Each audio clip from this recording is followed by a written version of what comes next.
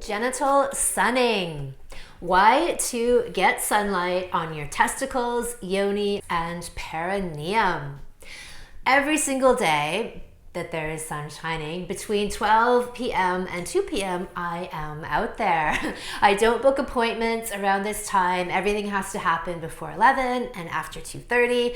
And then I am running out to the sun, either to the beach or in my yard, and I'm throwing off my clothes and I'm getting my vagina out there. And then I feel totally revitalized and reborn. It's this full hormonal and neurotransmitter reset that I experience by laying usually half an hour on my front and half an hour on my back in the sun. So granted, not every single sun adventure is with me having my genitals out, but as much as I can, I do. Metaphorically speaking, we are putting the light where the sun don't shine. We are opening up the shadow, so the parts of ourselves that we keep suppressed and hidden and have all kinds of taboo and shame around. There's something very liberating about opening up, opening wide, and letting in the light. A friend of mine told me about a midwife she knew, and someone had come to her and their daughter was profoundly depressed. And the woman that was doing the counseling had this ancient line of midwives in a developing country. And she had the advice that she gave was for the young woman, this teenage girl, to go and get her vagina out in the sun. This was considered a remedy for depression, an ancient remedy. Doreen Virtue, the angelic teacher, refers to an old Italian saying, when you let the sun shine where it doesn't, then you don't have to go to the doctor any longer. We all know about how essential vitamin D is for everything from overall health to immunity, and how the sun is the best source of it. Contrary to popular misinformation, sun exposure actually prevents all kinds of cancers so long as it's in moderation. Sometime around like 10, 12 years ago, some friends of mine in the health field had told me about a symposium that had gone on, and I've tried to find it and I can't online. It just magically disappeared at the UC, I believe, San Diego. And it was this whole thing about sun exposure and does it actually create cancer or not? And what they found is that gradual, incremental, increasing exposure to the sun on a daily basis actually prevents cancer. So they looked at people like, let's say, roadside workers who are outside all day, exposed to the sun 8 hours a day, and none of these people were getting skin cancers. But the people they did find it happen in were, let's say, office workers who were barricaded inside all day, and then on the weekend they'd rip off their clothes and go to the beach and get burned. Those people were getting cancers. This aversion to the sun and all the marketing around it is a recent thing. The notion of the sun as a healer and life giver is an ancient idea that's been in practice as recently as the early 1900s. In this time, we find sun clinics for treating tuberculosis and a variety of ailments. In Switzerland, Dr. Rollier used daily sun exposure in his sanatoriums, or sanatoriums as I call them, with patients being wheeled out to spend the day in the sunlight with great success, as much of their body exposed as possible. In the Taoist philosophy, the perineum is considered to be an energetic gateway between life and death, and exposing it to the sun is thought to be a way to mainline this beautiful, high-level, regenerative, life-giving energy and take it into the system.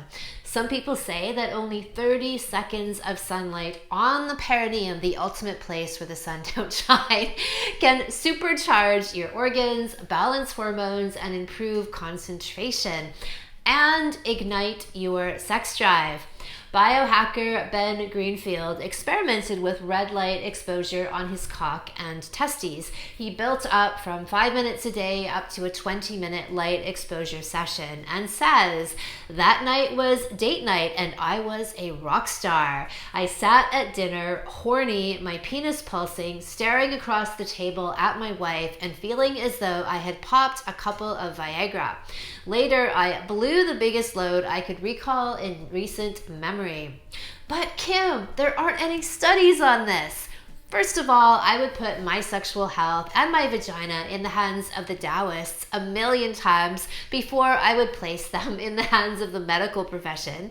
Remember, someone has to fund a study, and if there's no financial incentive to obtain a certain outcome, which there wouldn't be here, no one's going to fund that study. Actually, though, there are some epic studies.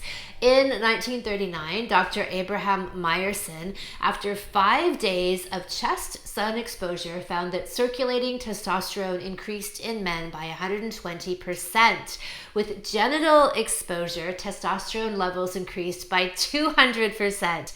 In a study published in the European College of Neuropsychopharmacology in 2016, scientists in Italy found that 2 weeks of bright light therapy on men increased sexual satisfaction scores by 300% and testosterone levels by 300%. Since testosterone is also responsible for sexual health and libido in both sexes, I'd consider these results to be relevant to women as well.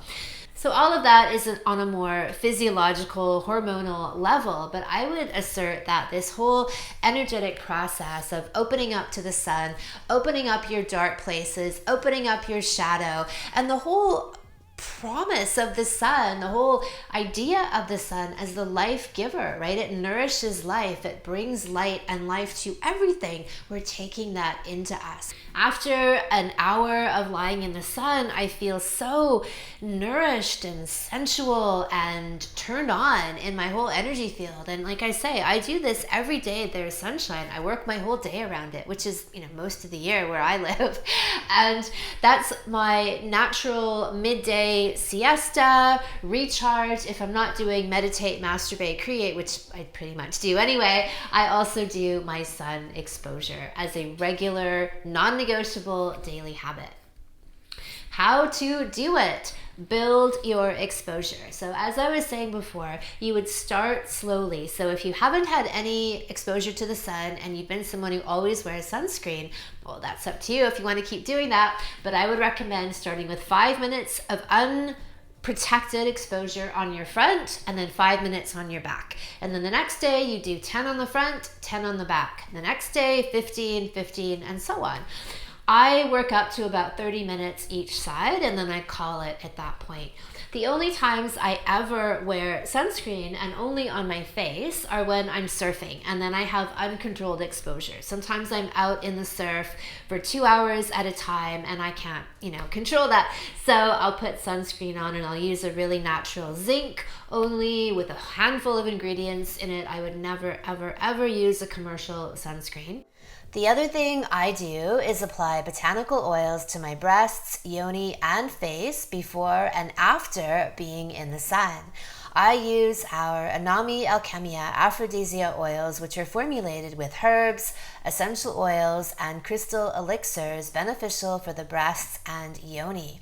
These blends have everything from anti-aging, mood and libido boosting, and hormonal balancing properties. I also use these as facial oils since they are so restorative. Our men's lingam oil is coming out later this year, so in the meantime, I recommend using our Anami Aphrodisia Sensual Massage Oil on your cock and testes while you are sunning them. The deep heat of the sun helps you to absorb the regenerative effects of these oils even more, drawing all their healing qualities into you. It's also a lovely ritual to give yourself a short genital massage before going out in the sun or while you are laying in the sun. Visualization. When I'm lying there, then I'll see and feel the sun coming into my yoni. I see it come up into my ovaries, into my uterus. I see it come into my breasts and then fill up and swirl around all of these tissues, this beautiful orangey red yang energy. And then I breathe it in and see it move and recirculate itself, infusing its intense brilliance throughout my body. I consciously absorb and store all of this gorgeous, high power life force energy. Some people are all about the red lamps and lights, and if I didn't make a concerted effort to live in tropical and subtropical locales, I might be too. But as always, I would take the natural option over the artificial one. The sun has all kinds of magical, healing, and life-giving qualities that we intuitively understand. God sent his only son, but have consciously forgotten. And remember, if they don't sun their balls or yoni, they aren't the one.